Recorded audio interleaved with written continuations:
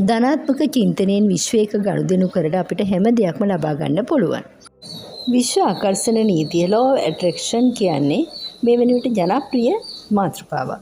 මේකේ මූලික පදනම වෙන්නේ අපි හිතන දේ අප වෙත ආකර්ෂණය වෙනවා කියන අර්ථය. අද අපි බලමු ප්‍රායෝගිකව මේක සිදු කරන්නේ කොහොමද කියන එක. මුලින්ම මම ඔයාලට කියන්න යන්නේ මේකට පැහැදිලි ඉලක්කයක් තියෙන්න ඕනේ. ඒ කියන්නේ විශ්වයෙන් යමක් අපි ඉල්ලන්නේ ඉස්සෙල්ලා අපිට අවශ්‍ය දේ සම්බන්ධව ඊටමත් යහපත් දැක්මක් අපි තුල තියෙන්න ඕනේ. පැහැදිලි අදහසක්. මට සල්ලි ඕනේ කියලා හිතනවට වඩා මම මේ වසරේදී රුපියල් ලක්ෂ 5ක මුදලක් හොයා ගන්නවා මට අවශ්‍යයි කියන එක වඩාත් ප්‍රබල වෙනවා. ඒ නිසා ඔයාලා යම් දෙයක් සිතනකොට මේ පිළිබඳව ඊටමත් විමසිලිමත් වෙන්න අවශ්‍යයි. දෙවෙනි එක තමයි ආකර්ෂණ නීතියේ තියෙන ක්‍රියාකාරී පියවර. ධනාත්මක චින්තනය හරහා දෙයක් ලබා ගන්න අවශ්‍ය නම් මෙන්න මේ පියවරවල් අනුගමනය කරන්න පුළුවන්. මුලින්ම ඔයාලා සිතින් මවා ගැනීම අවශ්‍යයි විසුවලයිසේෂන්. ඔයාලට අවශ්‍ය දේ ලැබිලා කියලා මේ වෙලාවේදී හිතන්න ඕනේ. ඒ වගේම තමයි ඔයාලා ඒක භුක්ති විඳින ආකාරය. ඉතා හොඳට හිතින් මවා ගන්න. ඒකේ ශබ්දය, සුවඳ, ඒ වගේම හැඟීම අත්විඳින්න අවශ්‍යයි. ඊළඟ දේ තමයි affirmation, ස්ථිර ප්‍රකාශය. මම සාර්ථක පුද්ගලයෙක්, මට අවශ්‍ය දේ මා වෙත ලැබෙමින් පවතිනවා. ඉතින් මේ වගේ ධනාත්මක වාක්‍ය දිනපතා ශබ්ද නගා හෝ හිතින් පවසන්න අවශ්‍යයි. ඔයාලා කැමති විදිහට මේ දේ කරන්න පුළුවන්. ඊළඟට ඔයාලට අවශ්‍ය දේ තමයි කෘතඥතාවය, gratitude. ඒ කියන්නේ ඔයාලට ලැබිලා තියෙන කුඩා දේවල්, විශාල දේවල් මේ සියල්ල පිළිබඳව අවංකවම ස්තුතිවන්ත අවශ්‍යයි. ඉතින් ඔයාලා සතුව තියෙන කුමක් හෝ දේවල් ඔයාලා අගය කරනවා නම් ඔයාලට තව තවත් මේ දේවල් ඔයාලා වෙත ලැබෙන්න මඟ පෑදෙනවා. ඊළඟ ප්‍රධාන දේ තමයි විශ්වය සමග සම්බන්ධ වීම. vibrational alignment. මේක තමයි ප්‍රධාන දේ. භෞතික විද්‍යාවට අනුව සෑම දෙයක්ම ශක්තියක්. ඔයාලගේ සිතුවිලි වලට නිශ්චිත සංඛ්‍යාතයන් තියෙනවා. ෆ්‍රීකවන්සි තියෙනවා. ඉතින් ඔයාලා නිතරම බයෙන්, සැකෙන්, අසහනෙන් ඉන්නවනම් ඔයාලට හැම වෙලාවෙම, ඒ කියන්නේ ඔයාලා හැම වෙලාවෙම විශ්වයට මුදා හරින්නේ ඍණාත්මක ශක්තියක්. ඉතින් ඔයාලට මේ වෙලාවේදී ලැබෙන්නේ ඍණාත්මක ශක්තියම තමයි.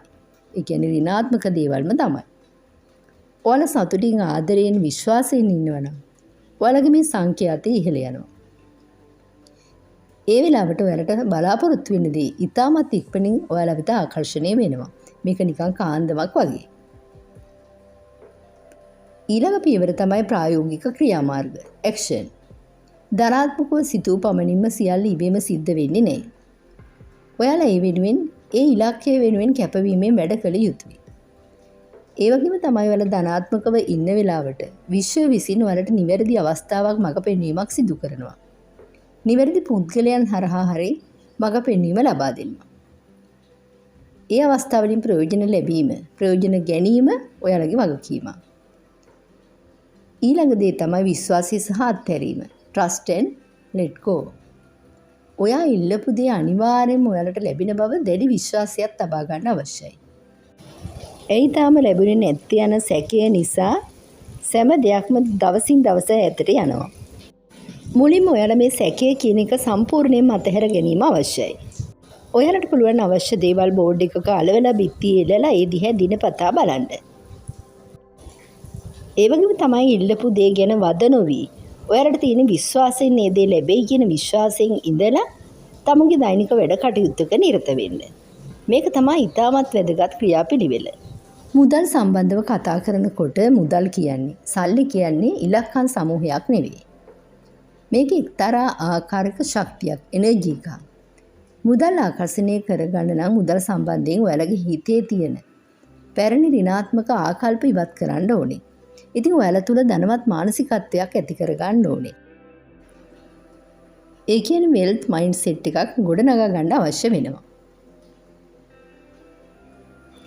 මේ සඳහා අනුගමනය කරන්න පුළුවන් ප්‍රබල ක්‍රමවේද කිහිපයක් මම ඔයාලට කියා දෙන්නම්. මුදල් පිළිබඳව සීමාකාරී විශ්වාසයන් බිඳ දමන්න අවශ්‍යයි. ඔයාලා අහලා තියෙන දේවල් සම්බන්ධව මම ඔයාලට අද කියන්නම්. ගොඩක් අය කියනවා කුඩා කාලේ ඉඳලම සල්ලි ගස්වල හැදෙන්නේ නැහැ. සල්ලි තියෙන්නේ නරක මිනිස්සු ළඟ. මෙන්න මේ වගේ අදහස්, ඍණාත්මක අදහස් තමුගේ මතකයේ තියාගෙන ඉන්නවා. ඉතින් මේ වගේ සිතුවිලි නිසා තමයි ඔයාලා වෙත මුදල් ලැබීම ප්‍රමාද වෙන්නේ.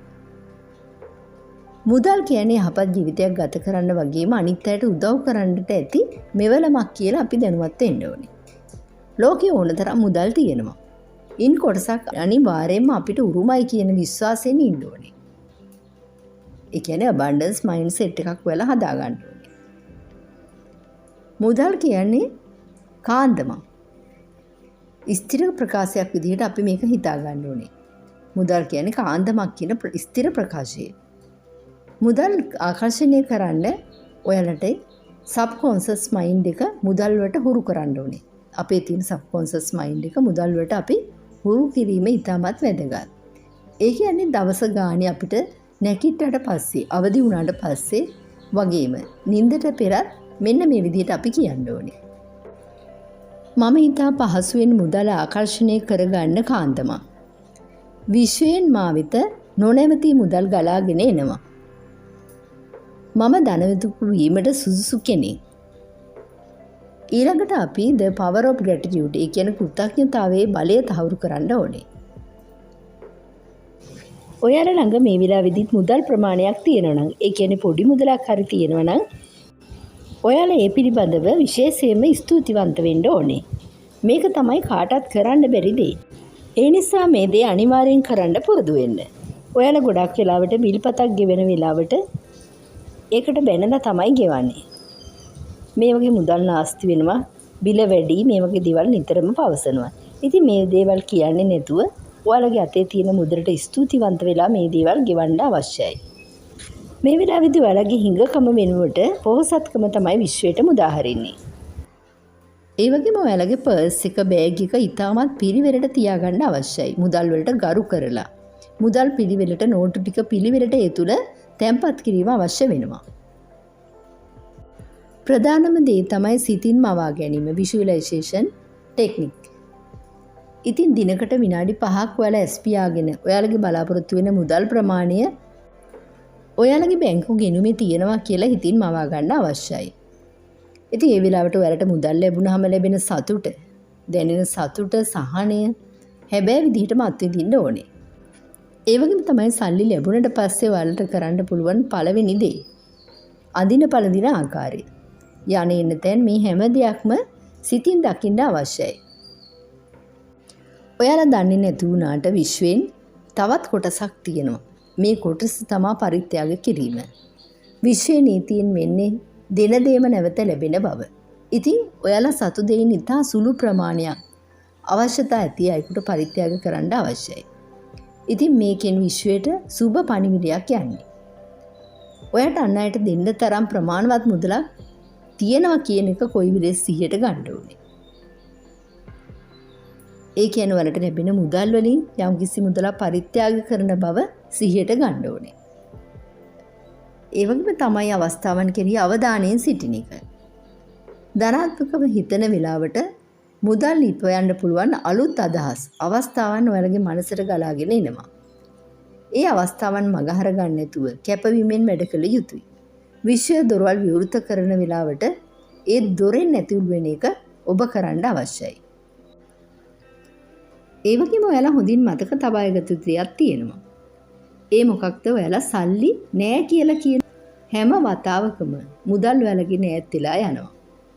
ඔයාලා සල්ලි ලැබෙමින් පවතිනවා කියලා හිතන හැම වතාවකම මුදල් ඔයාලා වෙත ආකර්ෂණය වෙනවා.